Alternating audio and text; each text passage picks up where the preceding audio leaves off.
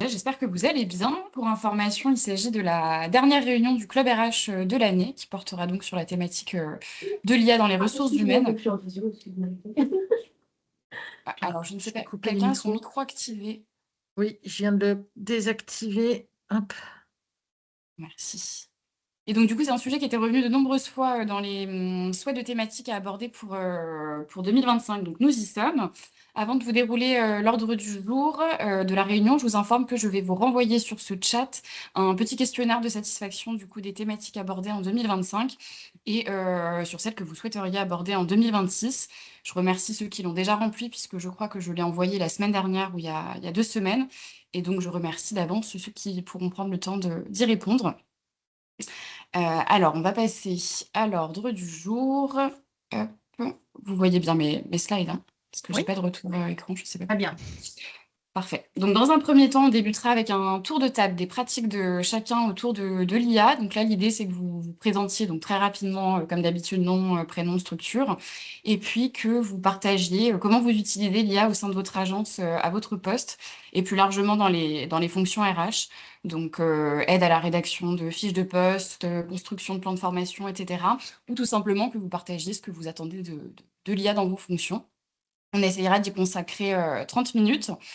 Dans un second temps, on aura le plaisir d'accueillir Cécile Ravier de la PEC, qui est déjà parmi nous et que beaucoup connaissent maintenant, et qui interviendra pour vous aider à mieux comprendre la notion d'intelligence artificielle et qui vous donnera également des pistes d'intégration de l'IA dans vos fonctions.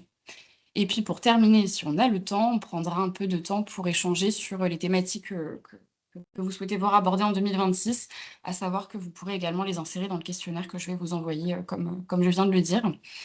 Et donc, avant de lancer ce tour de table, je voulais également vous informer que Cindy Aymon, ma collègue responsable des études et publications au CNAR, est présente. Elle est connectée avec nous et elle souhaiterait vous adresser une demande concernant le renouvellement du benchmark RH du CNAR qui est prévu pour 2026. De mémoire, le dernier date de 2022. Et Oui, donc, Cindy, si tu exact. veux prendre la parole, je te laisse. Merci Anaïs. Bonjour à toutes et à tous. Merci d'être là et de prendre quelques minutes. Alors, je ne vais pas vous déranger très longtemps. On a donc en prévision de relancer ce benchmark RH puisqu'on a de nombreuses agences cette année qui nous ont demandé des notions de salaire pratiquées au sein des autres agences.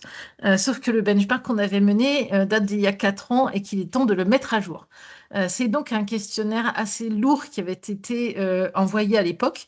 Nous allons renvoyer le même questionnaire et dans celui-ci, ça contenait 5 types de postes avec une notion de salaire moyen et une notion de salaire médian. Donc ma question est simple, c'est est-ce que vous pensez que ces deux indicateurs, salaire moyen et salaire médian, sont pertinents? Ou est-ce que seulement l'un des deux est pertinent et si oui, lequel? Alors répondez-moi dans le chat pour ne pas déranger le bon déroulement de cette réunion. Et moi, je prendrai vos réponses par écrit. Je vais vous mettre mon email d'ailleurs aussi dans le chat. N'hésitez pas à me contacter pour en parler plus longuement pour ceux qui le souhaitent. Je vous remercie beaucoup par avance. Merci, Cindy. Bon, eh ben, je vous propose qu'on commence avec le tour de table. Donc, pour rappel, présentation rapide et puis utilisation de l'IA dans vos fonctions et éventuels besoins. Est-ce que quelqu'un veut se lancer avant que je ne Bonjour, débute? moi je peux me lancer. Allons-y. Alors je suis Sabrina Caberia, je suis à Guyane Développement Innovation, une agence régionale sur la Guyane. Donc du coup, concernant l'IA, effectivement, à mon poste en tant que gestionnaire administrative et RH, je l'utilise pas mal quand même pour des questions, pour des rédactions, pour des modifications de contrats de travail, pour des fiches de poste, voilà. Au quotidien, quand même, je l'utilise. Très bien. Merci, Sabrina. De rien. Est-ce que Alexandre souhaite s'exprimer?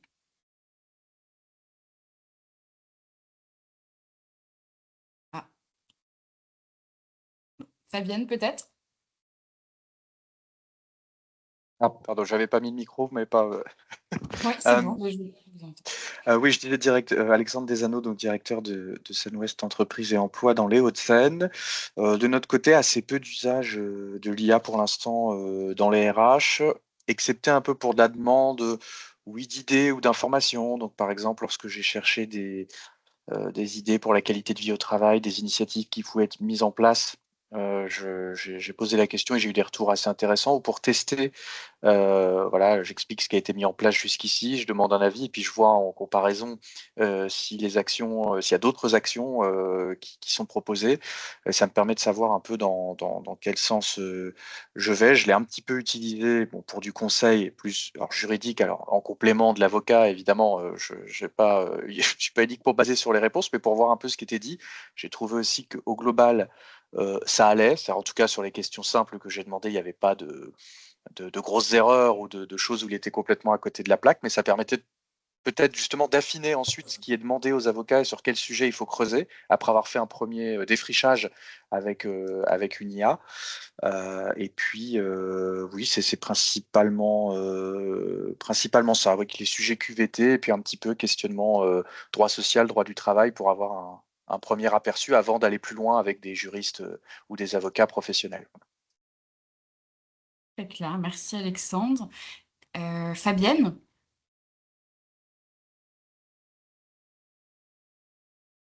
Alors, Gilles?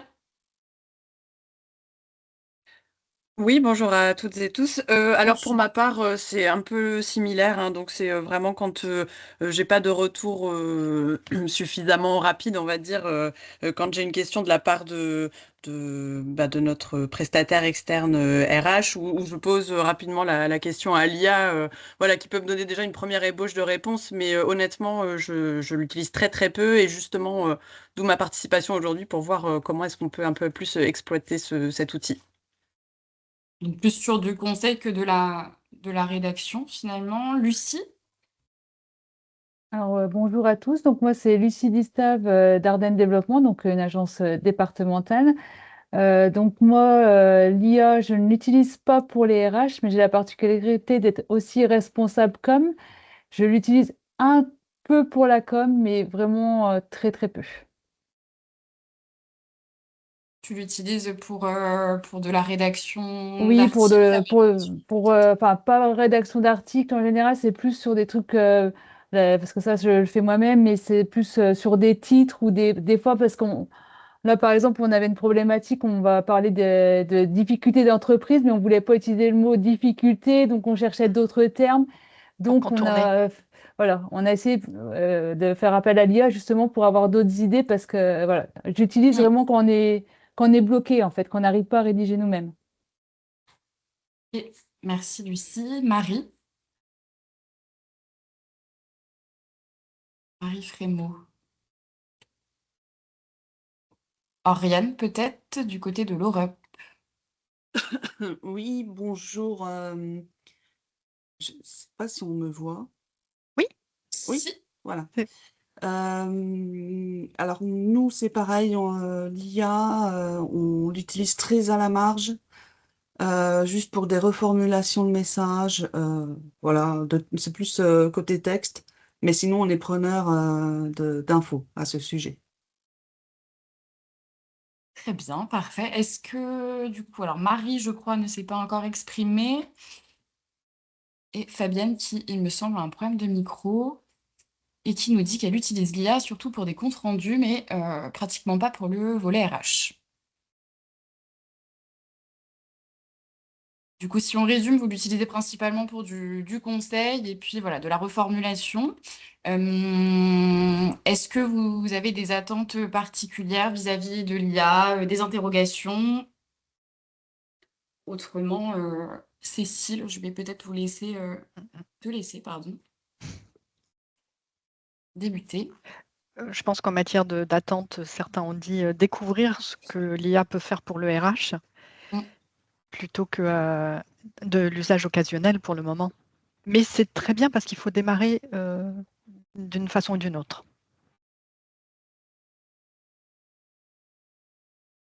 Alors, Marie nous dit, oui, reformulation de mail. Et aussi pour avoir son avis sur certains sujets. Ok, moi j'ai une petite question. Est-ce que c'est encore tabou dans certaines structures d'utiliser l'IA ou pas? Enfin, quel est votre ressenti aussi par rapport à ça? Non, chez nous, par contre, ils sont très volontaires à ça. La direction nous demande de nous former. On a pas mal de formations. Le technicien informatique passe tout le temps nous installer des logiciels à outils. jour et tout ça, ouais, des outils. Donc, chez nous, non. Ouais. Nous, de notre côté, ça va plutôt dans ce sens aussi.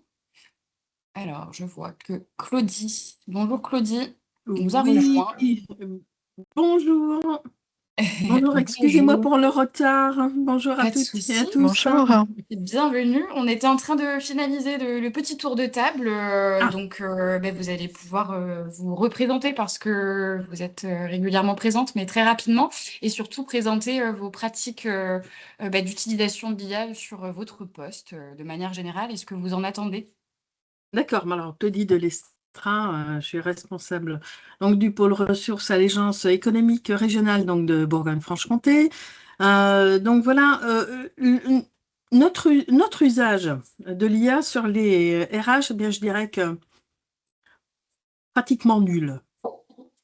Rien ne se fait pour l'instant sur les RH avec l'utilisation de l'IA, pour tout vous dire. Alors que ce soit sur l'aspect rédaction d'offres, que ce soit sur fiches de poste, etc. Pour l'instant, voilà, je suis plutôt en phase un peu d'observation par rapport à cette utilisation-là au niveau des RH, voilà.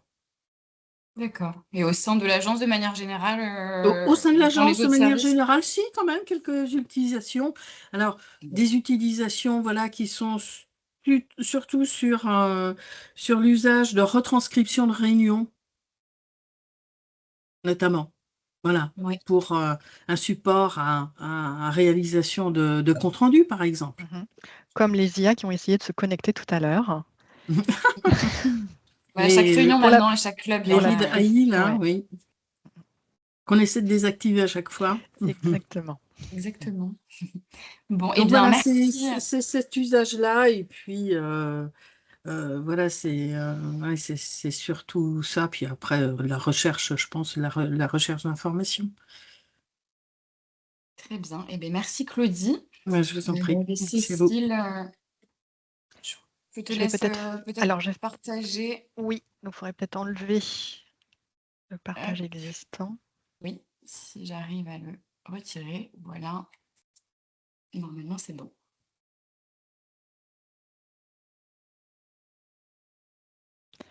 Alors, je vais mettre en grand pour vous.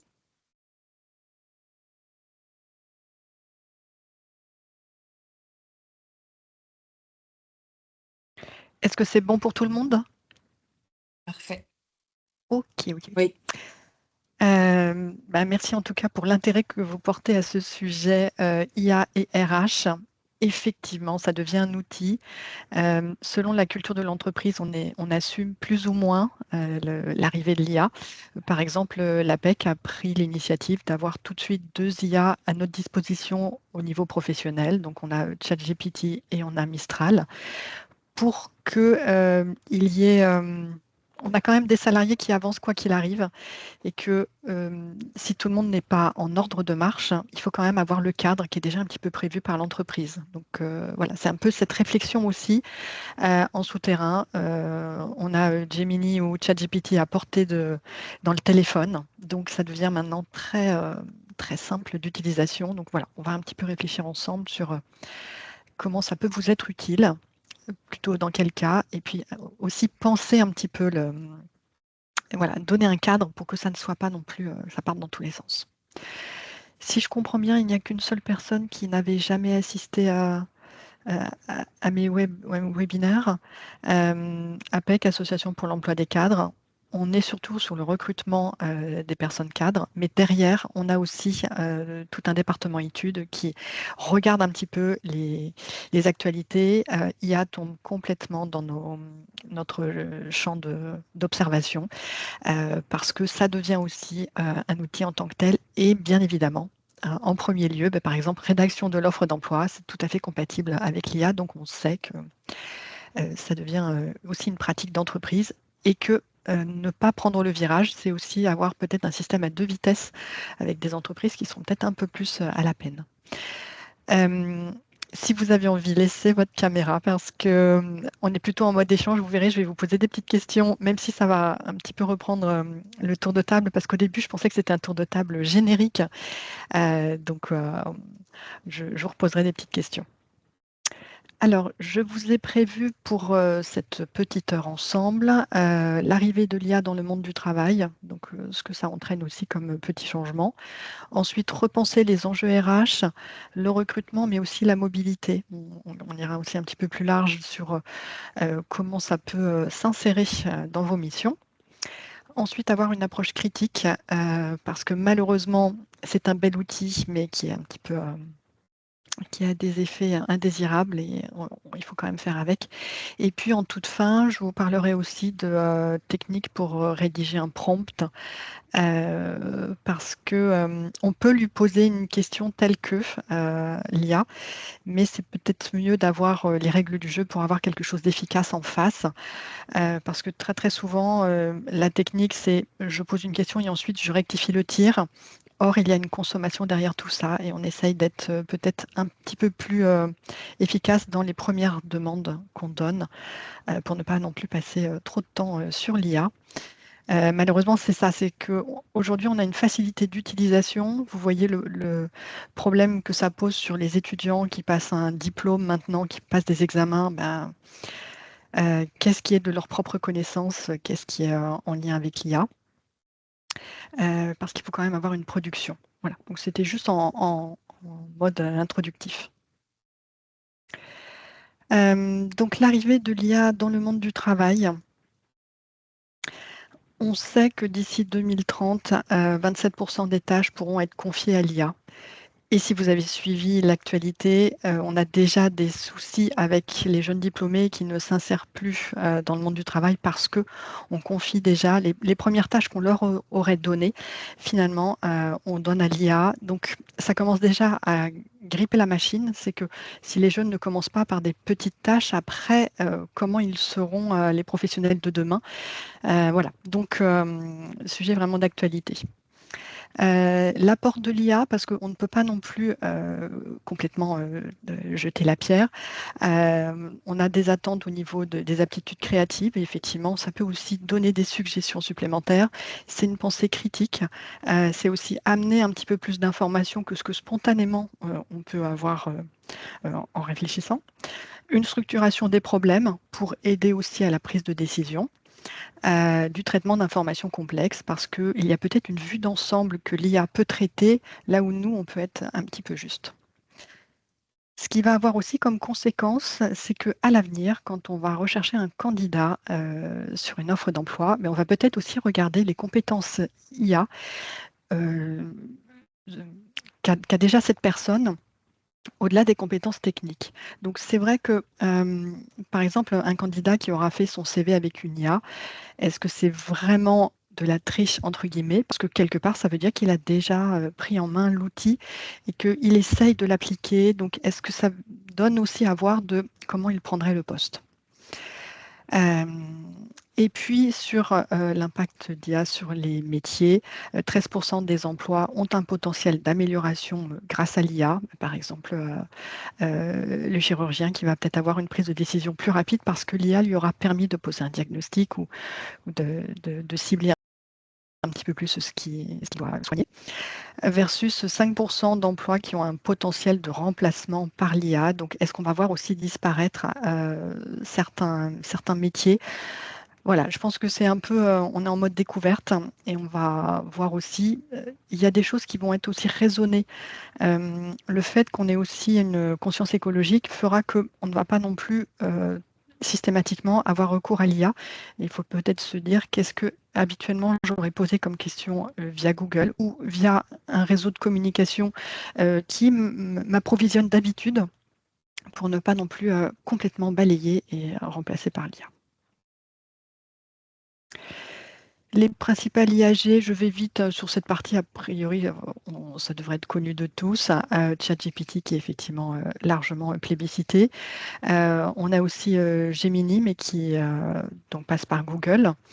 Donc le chat Mistral qui a cette petite particularité, c'est d'être français, ce qui veut dire que les données qui sont mises sur le chat Mistral au moins restent sur sol européen. J'ose pas dire français, mais au moins européen. ChatGPT qui est américain, ça veut dire qu'on leur donne aussi beaucoup d'infos, notamment certains de nos collègues APEC au tout début de l'IA mettaient un CV brut dans l'IA, donc forcément avec les adresses, numéro de téléphone, mail. Donc voilà, donc depuis c'est bon, on a remis un cadre, mais malheureusement, qu'est-ce qui part parce que ce sont aussi des IA qui peuvent être partout. D'ailleurs, il y a même aussi des IA chinoises. Donc, il existe aussi Claude, Perplexity, DeepSeek. Il existe un lien qui a été fait, je crois, au niveau du ministère du Travail pour aussi vous aider à choisir, parce que selon l'utilisation que vous allez en faire, par exemple, une IA qui serait plus sur des métiers techniques, technologiques, n'aura peut-être pas la même efficacité qu'une IA plus pour le RH. Donc, il faut faire aussi son petit marché pour trouver ce qui vous sera utile.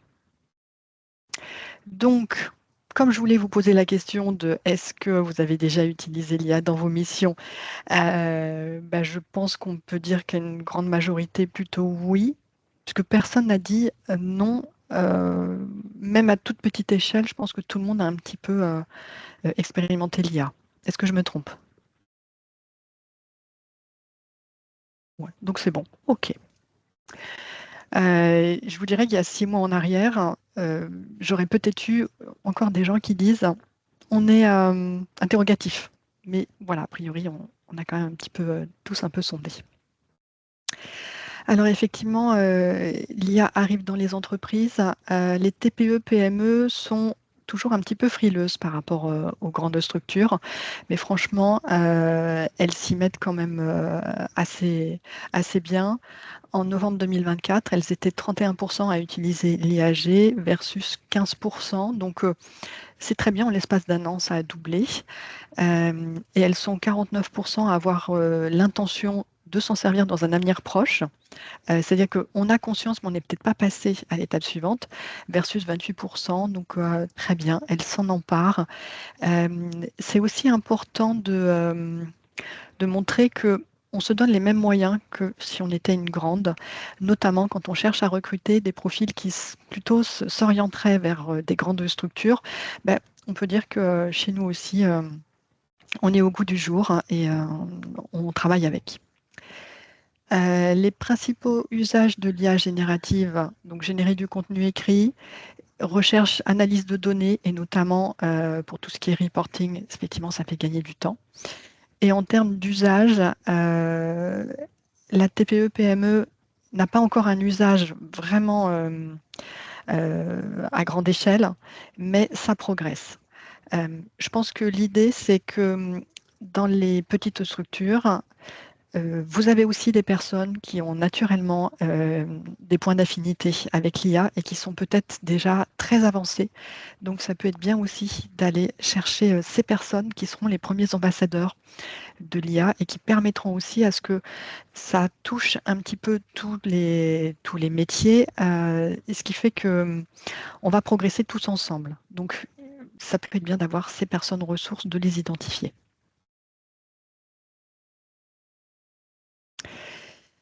Effectivement, quand on a demandé aux candidats cadres, est-ce que quand vous répondez à une offre d'emploi, est-ce que vous utilisez l'IA? Donc, ils disent à 13%, oui, ils utilisent déjà l'IA pour rédiger une lettre de motivation. Et potentiellement, ils seraient plus de 50% à vouloir l'utiliser. Donc, on avait posé la question en 2024. Donc, c'est pour ça qu'on peut se dire que maintenant, il y a certainement une grande majorité de gens qui l'utilisent pour la lettre de motivation et même chose pour le CV. Donc, voilà. Est-ce que ça veut dire que ça peut quand même être des candidatures intéressantes, même si ils ont eu recours à l'IA? Voilà, est-ce que on est assez. Est-ce que vous avez déjà eu des candidatures où vous avez senti de l'IA derrière? Non, Alexandre nous dit non. Les lettres de Oui. motivation, hein, je pense oui, sur des Très lettres de certainement. motivation, oh oui. Nous Elles aussi, sont côté trop. actionnaire, on le ressent parfois, souvent quand la lettre de motivation, elle est collée sur l'offre de poste et que c'est exactement Ah oui, les elle est Ouais, synchros, trop c'était c'est vraiment parfaite. formaté, hein. D'accord, d'accord. Oui, Lucie? Lucie. Alors, moi, c'est vrai que donc c'est pas l'IA, mais en fait, tous les CV, j'ai l'impression que c'est tous le même modèle de Canva. Là, Alors, je trouve ouais, qu'entre l'IA ouais, et les outils comme Canva, j'ai ouais. l'impression que toutes les candidatures se ressemblent.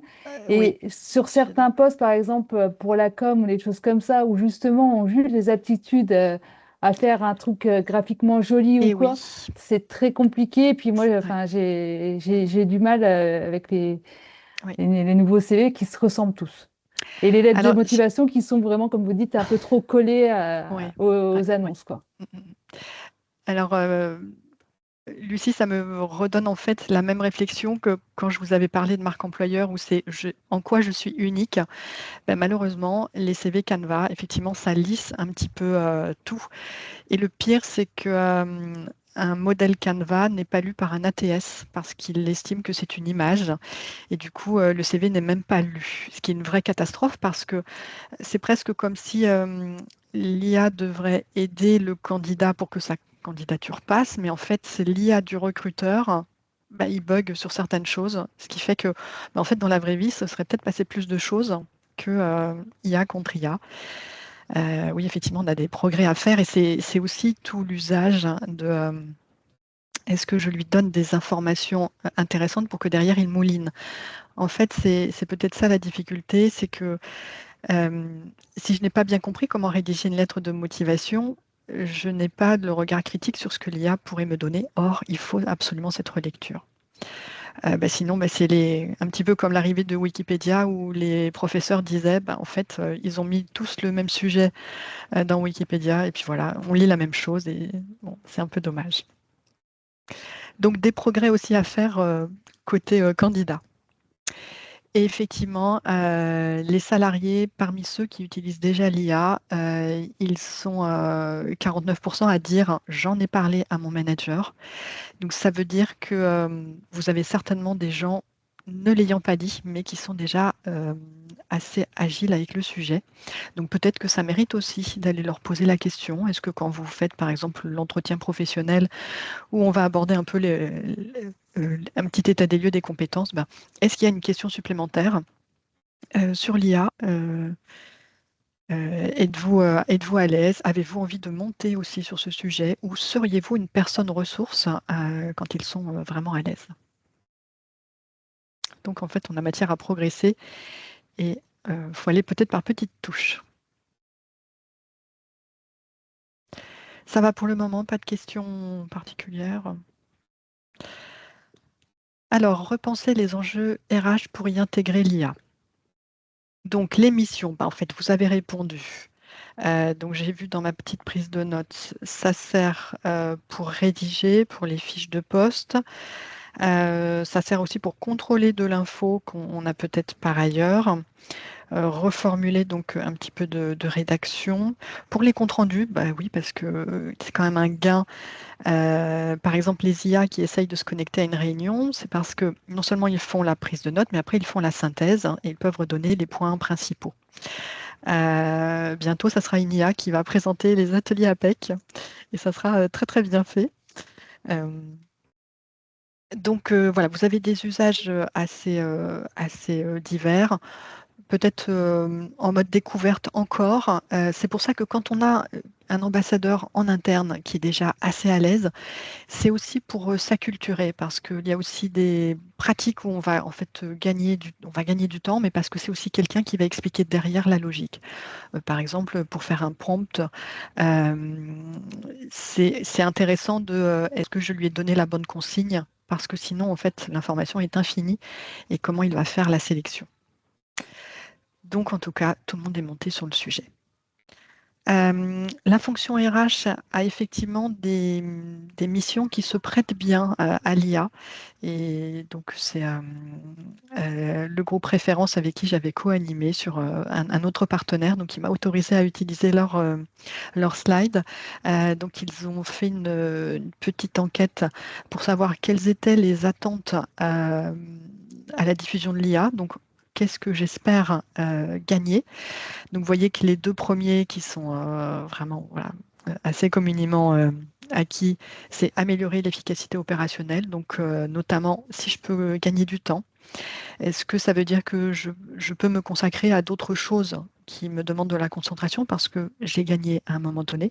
Et puis, le deuxième point, une meilleure prise de décision parce que j'ai peut-être eu de l'info plus large que ce que moi j'aurais pu chercher de façon autonome. Est-ce que ça donne aussi une prise de recul un petit peu plus importante ou est-ce que, parce que j'ai aussi gagné du temps, ça me permet de me consacrer à des choses à plus grande valeur ajoutée?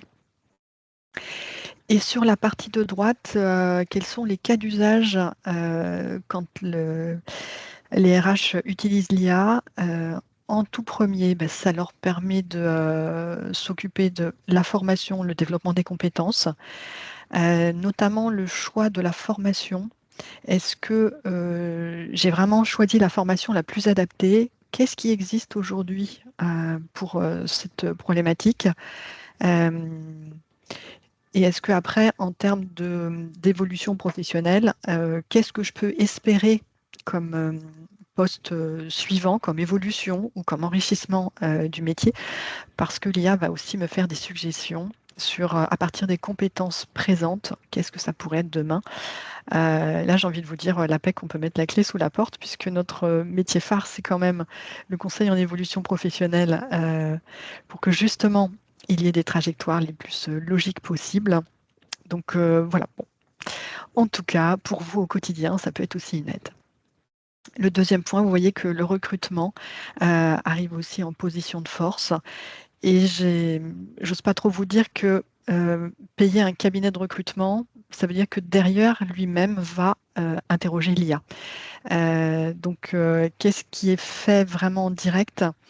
Si on interroge l'IA, est-ce que ça veut dire que moi, entreprise, j'aurais pu le faire aussi sans passer par un cabinet de recrutement? Vous voyez, ça bouscule un petit peu les habitudes, mais en tout cas pour rédiger une offre, par exemple, donc mes collègues conseillers clients qui rédigent des offres pour les PME, moins de 250 salariés, ils utilisent l'IA quand ils ont besoin de ressourcer un petit peu ou d'avoir des arguments pour convaincre l'entreprise qui ne voit pas pourquoi son offre telle que, elle ne va pas rencontrer son public. Voilà, donc ça donne aussi des petites pistes supplémentaires.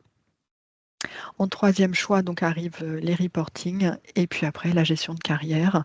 C'est aussi une question de maturité RH dans l'entreprise. Quand on est déjà bien organisé, l'IA va être un plus. Par contre, si on n'a pas vraiment une maturité RH, l'IA ne pourra pas faire de miracle. C'est un outil supplémentaire, mais ça ne remplacera pas.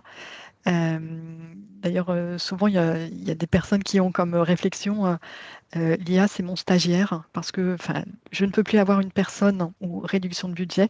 Donc, du coup, quand j'ai besoin d'un assistant, je vais me tourner vers l'IA. Bon, voilà, c'est pas tout à fait pareil. Est-ce qu'à aujourd'hui, certains d'entre vous ont déjà une IA qui a été installée par leur entreprise? Est-ce qu'on vous a outillé?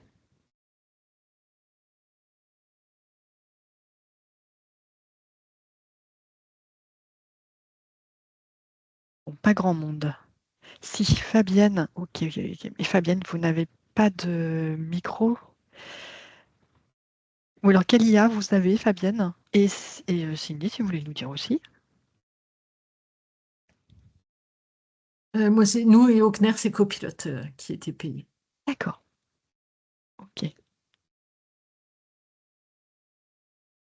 Bon, Sabrina, vous vouliez prendre la parole aussi? Ah oui, alors moi, c'est Copilot aussi. D'accord. Et donc, Fabienne, ça veut dire que vous en avez deux. Mistral Upmeet et Mistral. Upmeet. Alors, c'est aussi, il y a des noms d'IA qui vont émerger de plus en plus parce que il y a un terrain de jeu fabuleux. C'est que si vous êtes plutôt dans l'industrie, on vous mettra une IA. Si vous êtes plutôt dans les RH ou si vous êtes dans la compta ou dans le juridique, sans compter l'entreprise qui peut faire aussi sa propre IA perso. Il y avait par exemple un cabinet dans le juridique. Ils ont en fait, ils ont nourri leur IA avec tous les cas qui avaient été rencontrés dans le cabinet pour avoir en fait un peu comme leur bibliothèque, ça devient un peu la mémoire de tous les cas qui avaient été traités et qui du coup se retrouvent synthétisés dans leur propre IA, ce qui fait qu'elle est un peu verrouillée de l'extérieur pour qu'il n'y ait pas non plus de données qui viennent en plus, mais ça veut dire qu'il faut faire une veille constante pour réactualiser, il faut la nourrir. Voilà, donc un petit peu avantage-inconvénient quand on en a une perso. Je pense qu'il y a aussi un certain coût qui n'est pas négligeable. Voilà. Alors, l'IA dans le process de recrutement, il va pouvoir vous aider un petit peu à tous les étages de la fusée, sauf l'étape 5, et je vous expliquerai pourquoi. Quand vous démarrez le process de recrutement et que vous allez poser une analyse de besoin, donc quel est le besoin dans l'entreprise, l'IA peut vous aider pour la prédiction des besoins en collaborateurs futurs. Donc par exemple, ceux qui partent à la retraite, petit rétro-planning, quel type de compétences on risque de perdre et donc ce sur quoi il faudrait aussi recruter et puis avoir aussi ce fameux tuilage. Ça permet aussi une analyse des compétences requises. Le métier évolue, donc par exemple, j'ai besoin d'un petit peu plus d'IA à l'avenir. Ça veut dire que je modifie en fait la fiche de poste initiale. Donc quel serait du coup mon professionnel de demain? Quelle est la tendance avec les nouvelles compétences? Donc des exemples de logiciels, Visier et puis Oracle PeopleSoft. En matière de communication, donc la rédaction de l'offre peut vraiment, voilà, c'est quelque chose de très très facile à aussi donner à l'IA. Et juste, hop, je n'arrive pas à lire. Voilà. Donc vous pouvez utiliser Textio, Jobadder ou ChatGPT. Alors, la limite de ma présentation, parce que vous me ferez forcément la remarque, c'est que je ne vous montre pas une plongée dans l'IA. Alors d'abord parce que les IA sont payantes, qui veut dire aussi que on ne peut pas faire une démonstration en tant que telle, sauf à la fin, je vous ai mis un petit exemple. Mais ça veut dire qu'il faut aussi faire son marché de est-ce que je connais quelqu'un qui utilise déjà cette IA et qui pourrait m'en parler? Parce qu'il y a forcément un coût par rapport à l'utilisation. Donc voilà, c'est un petit peu pour moi, ma limite, c'est que je ne peux pas non plus faire de la démo à chaque fois. Sur la présélection des CV, donc je vous avais parlé des ATS, c'est vrai que quand on a aussi plus de candidats qui arrivent sur une offre, c'est un gain de temps quand même assez essentiel. On peut faire de la présélection. Ça permet aussi d'avoir en fait plusieurs pistes possibles et tout est centralisé. Donc il y a quand même une force de frappe et c'est pour ça que par exemple pour les cabinets de recrutement, c'est vraiment un outil à l'avenir qui va être un incontournable. Donc les logiciels possibles, LinkedIn Recruiter, HireVue et Intello. Et puis l'évaluation des CV. Soit vous pouvez utiliser de nouvelles techniques comme le support vidéo ou l'analyse de langage. Donc, par exemple, quel mot est plutôt utilisé sur CV lettre de motivation ou dans le vocabulaire pendant l'entretien de recrutement. Parce que ça permet aussi de voir, tiens, est-ce que certaines notions ont l'air d'être là. Voilà. Donc, ça permet en fait de décortiquer peut-être un petit peu différemment. Par contre, quid de usage de la vidéo ou d'enregistrement, prise de notes pendant l'entretien de recrutement? Voilà, est-ce que le candidat il est aussi OK sur le sujet? Donc ça veut dire qu'il faut aussi poser des règles, même avec les candidats. Des exemples de logiciels, HireVue, Peermetrics et Codility. Alors, bien évidemment, le jour où vous utilisez une de ces IA, je serai tout à fait preneuse, hein, parce que là, c'est un tour d'horizon et de voir après, dans la vraie vie, qu'est-ce que ça donne. Donc, l'étape numéro 5, la prise de décision. Là, pour le coup, on préconise pas d'IA. Il faut que ça reste à votre main. Tout simplement parce que, par exemple, la culture d'entreprise n'est pas prise en compte par l'IA, puisqu'il est très factuel. Donc, est-ce que j'estime que les soft skills de la personne sont aussi importantes versus notre culture d'entreprise? On peut avoir un très bon technicien, mais qui ne va pas s'intégrer dans l'équipe. Donc, voilà, comment je mets aussi les curseurs pour que ça reste quand même une décision vraiment humaine. Et le dernier point, dans le processus de recrutement, c'est l'intégration qui se prête aussi assez bien à l'IA. Ça peut être l'envoi de documents un petit peu plus systématiques auprès des personnes qui arrivent. Mais ça peut être aussi des programmes personnalisés selon le type de métier, ceux qui sont plutôt fonction support versus ceux qui sont sur le terrain. Ça peut être aussi suivre dans le temps toutes les informations des rapports d'étonnement, parce qu'on fait remplir des rapports d'étonnement, puis en fait derrière, on n'a pas le temps de les exploiter. Donc est-ce que l'IA me permettra enfin de savoir ce qu'il y a dedans? Voilà, donc ça peut être aussi utile. Et comme exemple de logiciel, Sapling et puis Nborder. Est-ce que sur la partie recrutement, rédaction de l'offre, vous aviez testé ou pas du tout? Juste de se dire relecture de mon offre via une IA. Personne ne l'a fait? Pour l'offre, oui, on s'en est servi. Là, on est en train on cherche éventuellement un profil en appui à deux fonctions différentes au sein du CNER et qu'il fallait réussir à mixer. Et grâce à l'IA, Ah, on a ok, réussi à faire quelque chose d'accord, à faire en fait un poste hybride. C'est ça. Ok. Ça avait l'air intéressant ce qu'il a fourni. Oui, ça nous a. En fait, si vous voulez, enfin, Tu veux venir. je sais pas si tu veux en parler aussi, parce que pour l'instant, il n'y a rien de. L'offre n'est pas diffusée. Hein, Oui, alors peut-être on est en encore train de en phase. dévoiler quelque chose, c'est pas terrible. Non, non, pas Non, du tout. ok, C'est cool.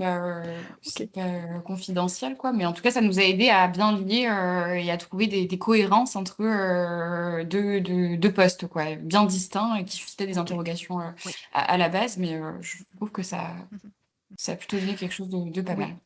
Alors, une chose qui peut être bien, c'est qu'une fois qu'on l'a interrogé sur rédige l'offre d'emploi, c'est après de lui demander et quel type de questions je pourrais poser. En fait, c'est dans la continuité, c'est que quand il a la matière, qu'il vient de faire cette synthèse, quelles questions je pose pour le mission 1 et quelles questions pour le mission 2. Voilà. Des fois, on peut comme ça descendre un petit peu plus.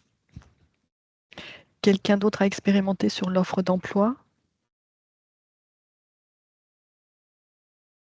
Ok, bon, de toute façon, à l'APEC, on le fait pour vous, donc vous nous confiez votre offre et c'est nous qui mettrons les mains dans l'IA.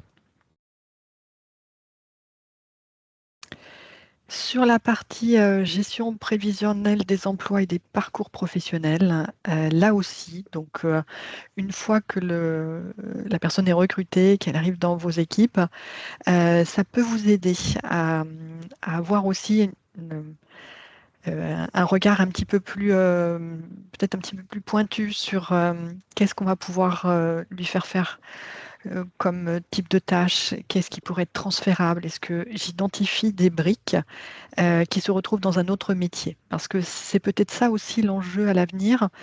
On risque de passer plus rapidement d'une fonction à une autre. Donc, vous, est-ce que vous anticipez et est-ce que sur des métiers phares, vous savez peut-être voilà, au bout de 5-6 ans, si jamais il y a besoin de faire bouger la personne, vous avez déjà en fait identifié à la périphérie ce qui pourrait marcher. Donc voilà, j'aime bien l'idée de la petite brique de Lego qui marche sur un métier, puis finalement qu'on peut retrouver ailleurs. Mais pour ça, il faut avoir identifié les briques. Donc, sur les évolutions de carrière, sur du coup ce qui permet aussi de fidéliser un petit peu plus les collaborateurs. Donc l'IA peut vous aider sur l'analyse des carrières, les mobilités internes, peut-être pour repérer une personne qui serait peut-être plus apte ou pour qui la passerelle serait peut-être plus simple. Donc est-ce que les compétences sont là? Qu'est-ce qui me manquerait pour arriver au poste final? Et plutôt vers quel type de métier on va l'orienter. Par exemple, la notion de management où les candidatures féminines sont peut-être moins présentes, ça permettrait d'avoir aussi un regard objectif de mes quelques candidats, y compris les femmes, je les passe à la moulinette de l'IA pour savoir qu'est-ce que ça pourrait donner. Donc vous avez Workday pour faire ces missions-là. Sur la formation, donc comme j'avais expliqué, essayer de plus personnaliser et puis avoir aussi du choix de la formation peut-être plus pertinent. Puisque à un moment donné, il faut faire aussi son marché. Donc, qu'est-ce qui existe et qui pourrait être plus intéressant? Donc, vous avez Cornerstone On Demand. Et puis, planification de la succession. Donc, quand on a des départs à la retraite, ou quand on a besoin de compétences sur le management, est-ce qu'on arrive à détecter assez facilement qui pourrait être pressenti?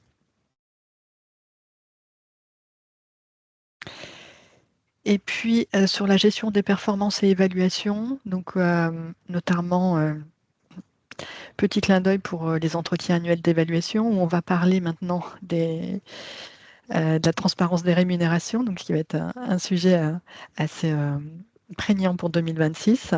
L'IA pourrait vous aider pour automatiser les évaluations, avoir aussi ce petit historique d'une année sur l'autre, qu'est-ce qui se passe, est-ce qu'il y a des points intéressants qui ressortent d'une personne, et puis avoir peut-être un petit peu plus de feedback continu et personnalisé. Et ça, c'est une forte demande des collaborateurs vis-à-vis de leur manager. C'est l'absence de feedback, ou alors le feedback n'arrive que quand ça ne s'est pas très bien passé et que du coup, il faut analyser. Or, le feedback pourrait être aussi un petit peu plus systématique, même sur des points positifs, et ne pas attendre en fait un entretien pour faire ce feedback, mais qu'il soit peut-être un petit peu plus au quotidien. Et donc, par exemple, vous avez Reflective NeoBrain, donc, qui est utilisé à l'APEC pour justement avoir cette petite analyse de les années passent, mais quelles sont les nouvelles compétences qui arrivent pour avoir un petit peu cette lecture des entretiens qui ne sont pas toujours exploités. Ensuite, l'analyse et la réduction des départs volontaires, donc quand on a du turnover, prédiction des risques de départ, quand on a aussi des personnes qui peuvent être plus mécontentes et qui peuvent s'exprimer. Oui, Sabrina? Oui, en fait, j'avais une question par rapport. Donc, du coup, suite à l'entretien professionnel, Oui. l'IA peut analyser s'il y a des risques de départ et tout ça. C'est ce que vous dites. Ça peut être en fait dans le choix du vocabulaire, ça peut être aussi les idées qui sont amenées par le collaborateur et qu'on voit qu'en fait d'un entretien à un autre, ça s'appauvrit. Ou alors est-ce qu'il y a plus de revendications? Donc effectivement, la sémantique peut aussi mettre en lumière quelqu'un qui aurait aussi besoin d'être reboosté. Après, qu'est-ce qu'on en fait? Voilà, c'est ce qu'après on a envie d'agir. Mais ça peut être un petit signal de plus. Normalement, le manager devrait quand même un peu sentir son équipe. Exactement. En fait, c'est est-ce que ça vient conforter? Est-ce que ça veut dire aussi que... alors, je pensais par exemple, il y a des personnes qui ont pu être recrutées par défaut à un moment donné. Par exemple, pendant la crise Covid, les recrutements ont peut-être été moins précis, ce qui fait qu'on a eu des personnes à risque parce que elles n'étaient pas ultra adaptées pour ce métier. Donc, tôt ou tard, ça ne va pas tenir sur la longueur. Donc, est-ce qu'il n'y a pas aussi des comportements, entre guillemets, qu'on a identifiés et qui nous permettent de dire attention, warning, est-ce que là, il n'y a pas quelque chose à faire parce qu'on arrive dans une zone peut-être un peu dangereuse. D'accord, merci. Mais je sais, c'est très abstrait ce que je vous dis. Il nous faudrait un cas concret. Mhm. Euh, Voilà, puis après la planification, donc, et puis les reporting, donc qui est vraiment quand on a plus voilà, peut-être des tailles d'entreprise un petit peu plus importantes et beaucoup de données à traiter. Alors juste avant d'aborder ma question, est-ce que par rapport à ces missions IA dont je vous ai parlé sur le recrutement ou après sur la mobilité, est-ce que pour vous, vous voyez déjà peut-être un point sur lequel vous dites « Ah oui, ça, si j'avais l'IA pour ça, ça m'aiderait vraiment ».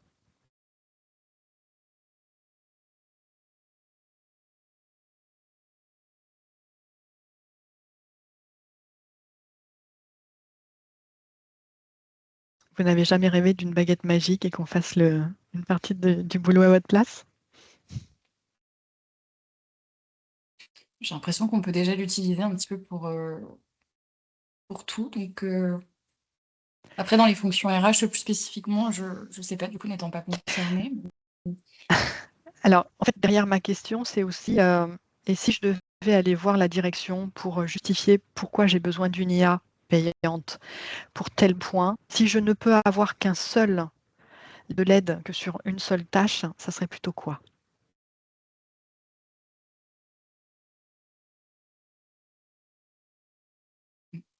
On l'a déjà fait Moi, du coup je du trouve. côté du CNAM pour les comptes rendus justement avec Copilote parce qu'on anime un certain nombre de webinaires et de clubs et que on a pour C'est ambition ce qui a de... justifié.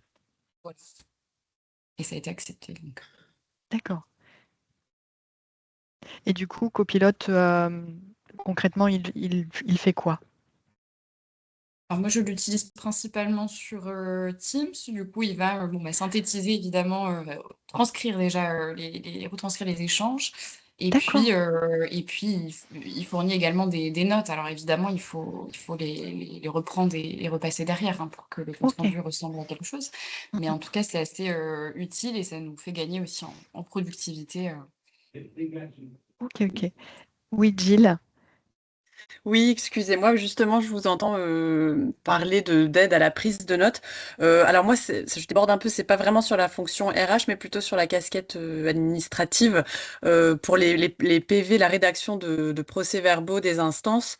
Moi, je suis encore à la méthode un peu archaïque de prise de notes et d'enregistrement et puis de retranscription vraiment ligne par ligne. Je cherche un outil qui serait vraiment performant dans ce sens. Alors, je ne sais pas si je peux faire appel à l'IA, en tout cas lui faire confiance, dans la mesure où j'ai peur aussi de lui faire entièrement confiance et que ça bug et que derrière, j'ai tout perdu, en fait, concrètement.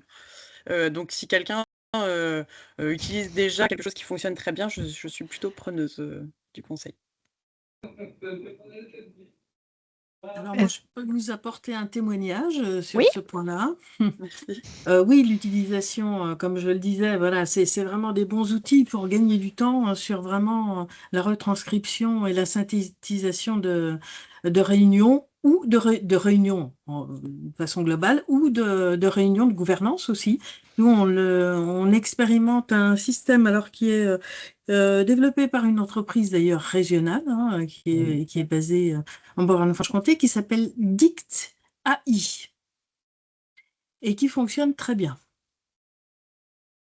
Voilà, ça propose, voilà, après l'enregistrement, la synthèse, ça peut vous pousser d'ailleurs aussi les synthèses un petit peu plus loin. Il y a différentes propositions de fait.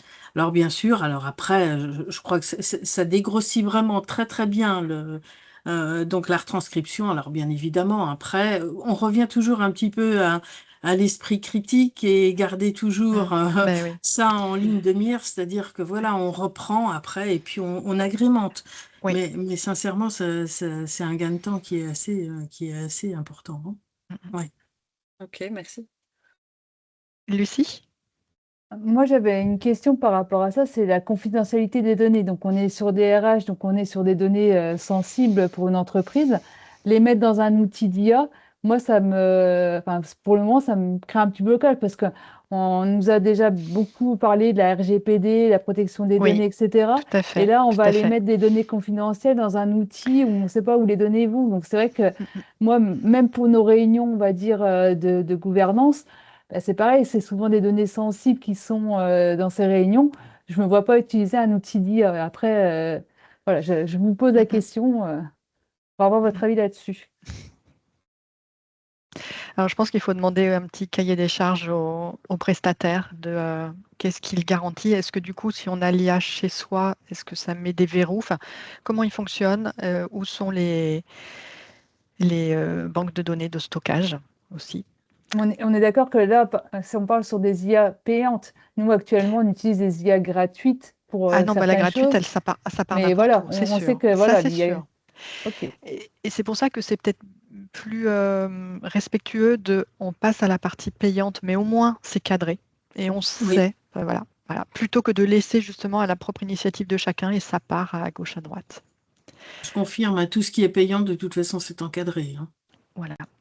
Laurence, vous vouliez vous exprimer. Oui, c'est vrai que nous, enfin, moi personnellement, j'utilise pas mal Copilote pour les PV des instances. Alors, c'est pas, il faut pas que ça, il faut aussi la prise de notes. Si on a un fil conducteur qui a été déjà plus ou moins fait à l'avance, mais ça quand même, ça aide beaucoup et ça fait gagner du temps, surtout. Et c'est peut-être aussi d'expliquer à une direction le coût d'une IA versus le coût d'informations qui sont parties, sur lesquelles on pourrait avoir aussi des ennuis plus tard, qui peuvent nous coûter. Il vaut peut-être mieux quand même donner le cadre. C'est peut-être un plus mature. On envoie des signaux positifs aux collaborateurs. Utilisez-le, mais le nôtre. De toute façon, je pense que l'utilisation de l'IA, ça relève effectivement arriver à un moment donné, voilà, de le réglementer dans l'entreprise, hein. C'est ça. Et donc de C'est ça, c'est ça. passer par une charte, Tout à fait. voilà, c'est tout ça aussi, et c'est tout ça aussi qui prend du temps, parce Oui. que voilà, il faut le temps de se poser sur le sujet, choisir voilà l'IA qui correspond le mieux, et puis essayer Exactement. d'encadrer les usages. Oui, oui. Et, voilà, Quitte- et d'ailleurs, et ça, je rebondis sur ce que vous disiez tout à l'heure aussi, et avoir ce que j'appelle moi des référents IA. Mm.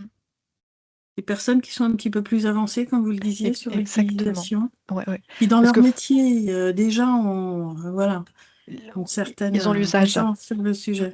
Ouais. Parce qu'on n'est pas tous à égalité. Enfin, c'est pour ça que s'il y en a qui prennent un petit peu d'avance, pourquoi pas.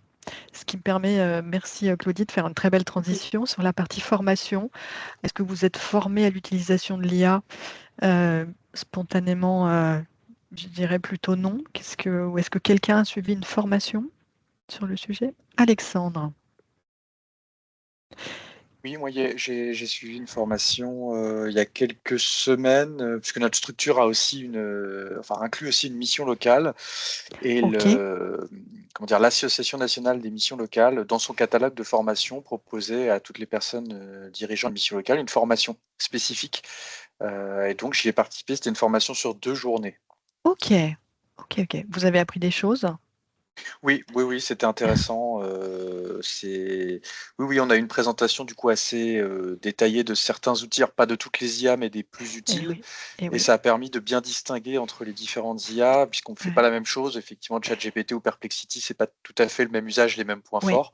Oui. Oui. Et Oui. là, ça permettait Mm, mm, pardon, de l'illustrer mm. et d'essayer de voir surtout comment créer, une fois qu'on a un compte payant, ce qu'on appelle les agents conversationnels et Oui. de le paramétrer, on va dire, pour qu'il puisse répondre Mm, mm. aux questions qui nous intéressent particulièrement dans notre Et- métier, dans notre Oui. pratique.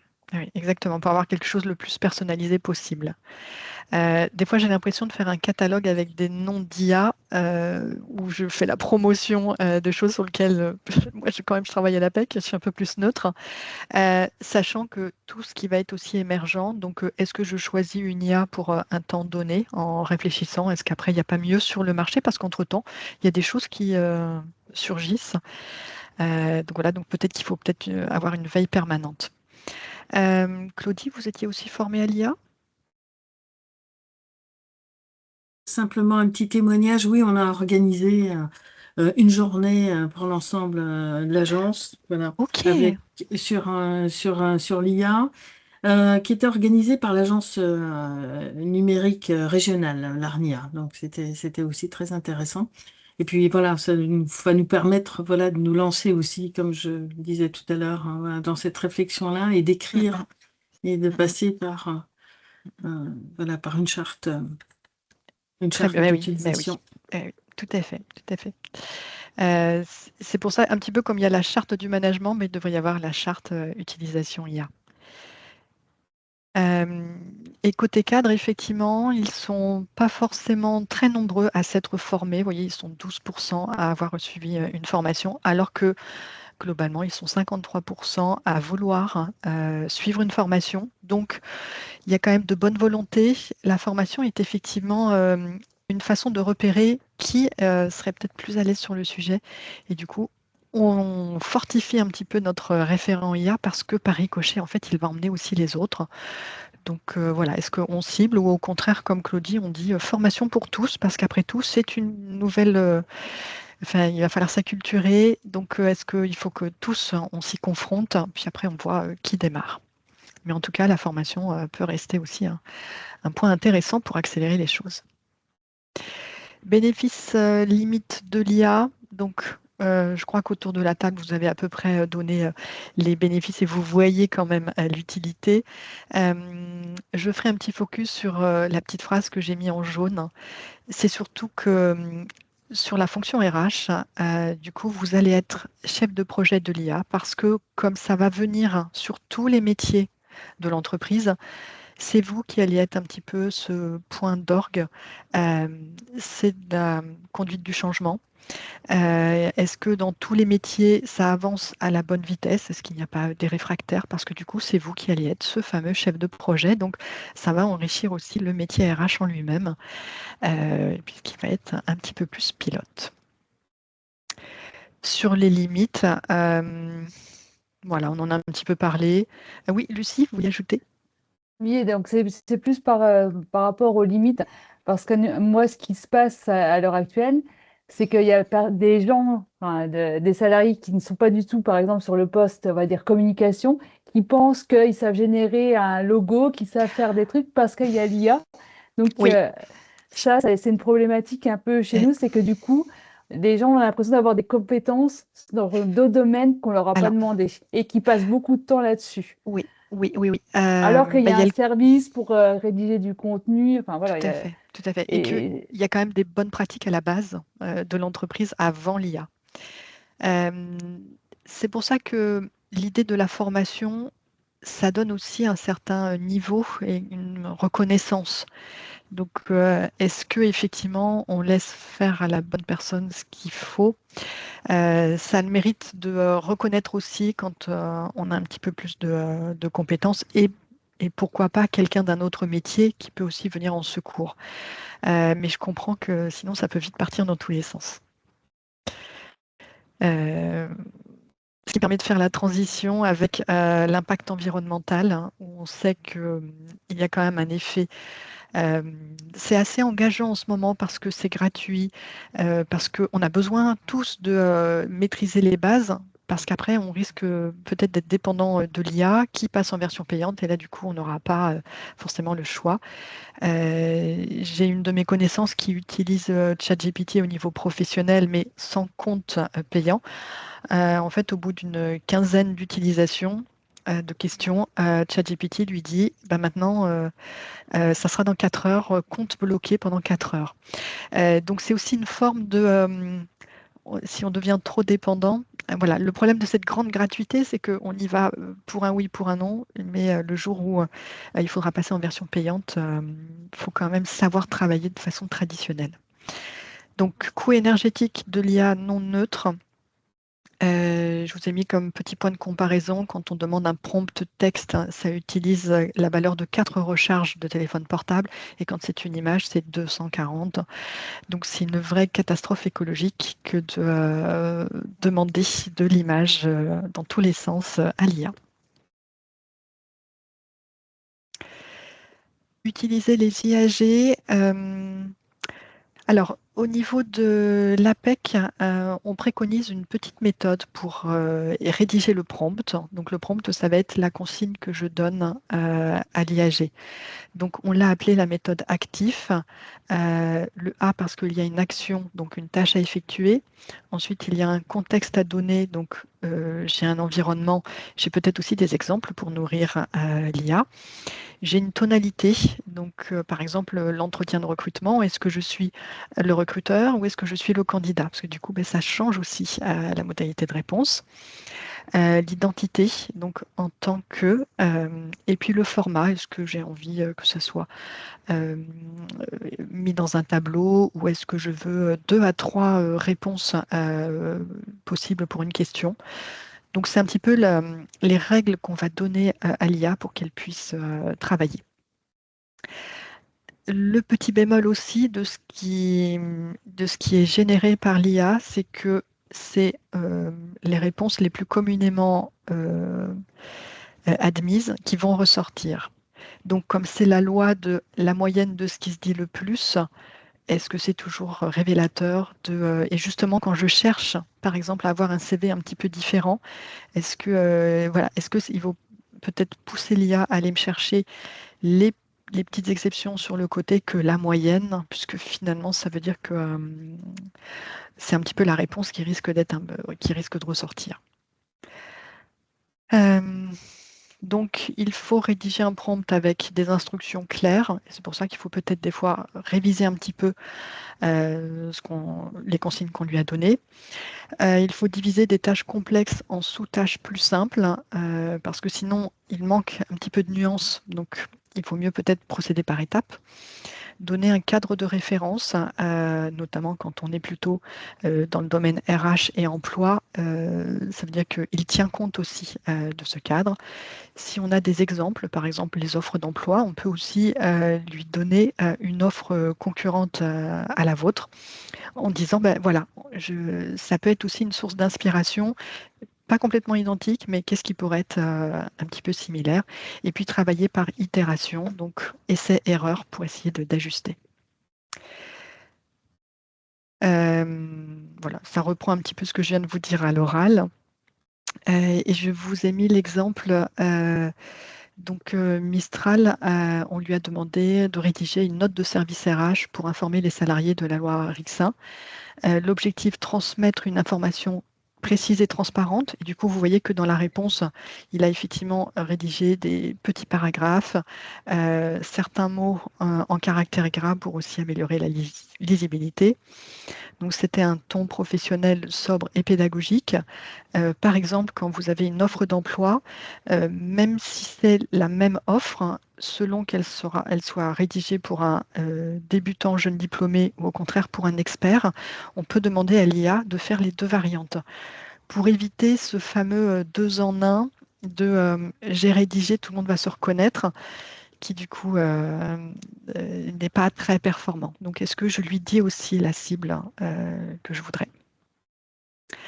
Voilà, le niveau de détail que l'on veut, et puis après le format, ou des fois ça peut être aussi sous forme de tableau parce que ça vous permet derrière de diffuser. Alors, je regarde un petit peu le temps, parce que j'en arrive à la fin, mais c'est plus des exemples. Donc 3 scénarios, et après, en fait, j'ai une fiche pour chacun, pour vous donner aussi des petits points de repère si jamais vous vouliez rédiger. Donc, ChatGPT qui nous a permis de rédiger une offre à partir d'une fiche métier.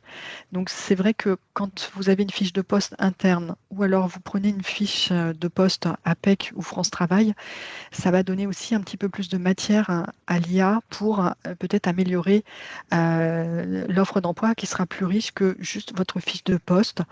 Voilà, donc on peut lui donner aussi des sources un petit peu différentes.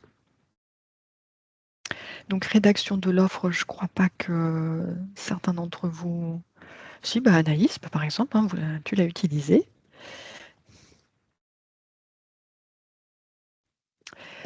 Ensuite, Copilot pour préparer un entretien de recrutement.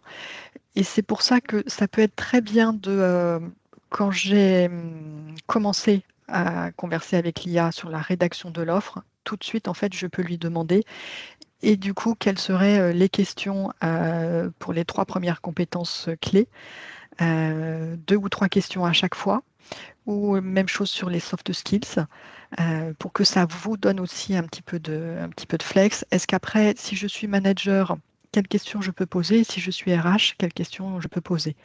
Donc on peut comme ça après affiner. Quid de l'IA maîtrisée par le manager?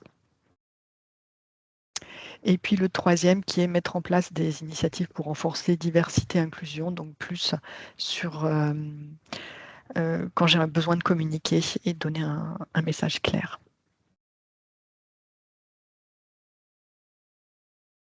Est-ce que, du coup, pour ceux qui sont partis en formation, vous aviez entendu parler d'une méthode pour la rédaction du prompt? Est-ce qu'il y a quelque chose de similaire à ce que je viens d'expliquer? Alexandre?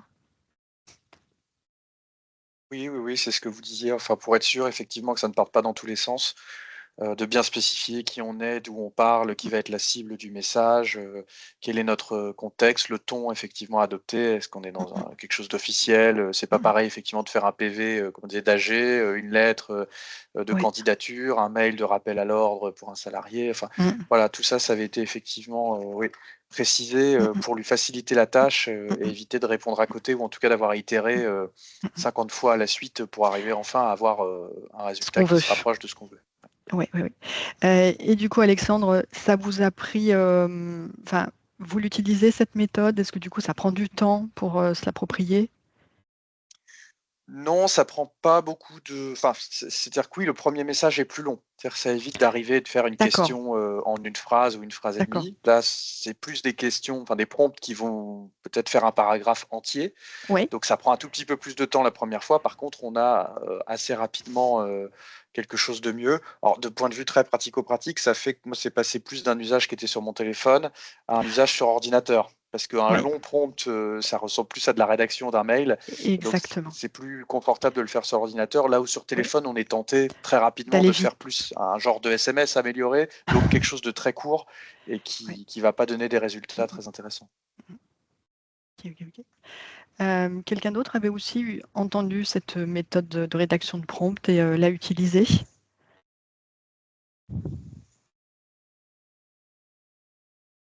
Oui, Lucie? Alors donc moi du coup c'est pas sur la partie RH mais j'ai participé à des ateliers Google justement avec le CNER et donc c'est une méthode que j'ai déjà testée aussi du coup c'est comme ça que je m'y suis mis en fait à faire des prompts bien rédigés et je me suis rendu compte que le résultat ben voilà était quand même beaucoup mieux. Mieux. Ok. Donc après, c'est sûr que, enfin, je vous dirais, hein, c'est comme le vélo, c'est plus on en fait, plus on saura faire. L'APEC a mis en place des ateliers présentiels où c'est justement, venez avec vos offres, on va travailler ensemble sur l'IA, ou quel type de questions je pourrais creuser. Malheureusement, le seul présentiel que j'ai, il est à Paris La Défense. Et comme je pense que vous êtes tous un petit peu éclatés, ce que je ferais, c'est que avec le support, je vais vous mettre le lien où on peut retrouver ces présentiels parce que justement, le propre, c'est pendant 2 heures, tout le monde vient avec sa question et on s'entraîne. Et au moins, vous n'êtes pas tout seul. Et c'est aussi de se dire, tiens, et celui d'à côté, est-ce qu'il arrive ou pas? On pratique, enfin, on fait des échanges sur sa pratique et ça peut être aussi enrichissant. Malheureusement, là, je n'ai qu'une seule date aujourd'hui, La Défense. A priori, dans toutes les régions, les centres APEC feront ces présentiels pour qu'on puisse aussi passer à la vitesse supérieure. Voilà, j'arrive à la fin de cette présentation. Après, juste en conclusion, je vous avais mis des petits points justement pour vous aider dans votre entreprise. Est-ce que j'ai repéré qui serait déjà à l'aise sur le sujet ou est-ce qu'il y a des freins particuliers? De quel ordre? Est-ce que j'ai pensé à la formation? Est-ce que je rédige un cadre éthique? Voilà, c'était juste pour vous remettre des petites pistes à creuser. Est-ce que sinon vous aviez des questions ou des remarques?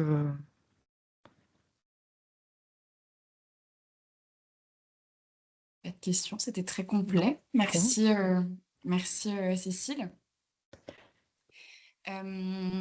Pour information, le compte-rendu sera disponible courant semaine prochaine sur l'espace du club RH. Cécile, tu nous enverras également la présentation, si je ne dis Oui, pas de tout à fait. bêtises. Oui, oui. Parfait. Et du coup, si vous n'avez pas de remarques sur ce sujet spécifiquement, n'hésitez pas si vous en avez sur d'autres sujets, parce que c'est aussi l'objet du club RH. Oui, Cécile. Pour 2026, en fait, Oui, pour les est-ce que... thématiques 2026 Voilà.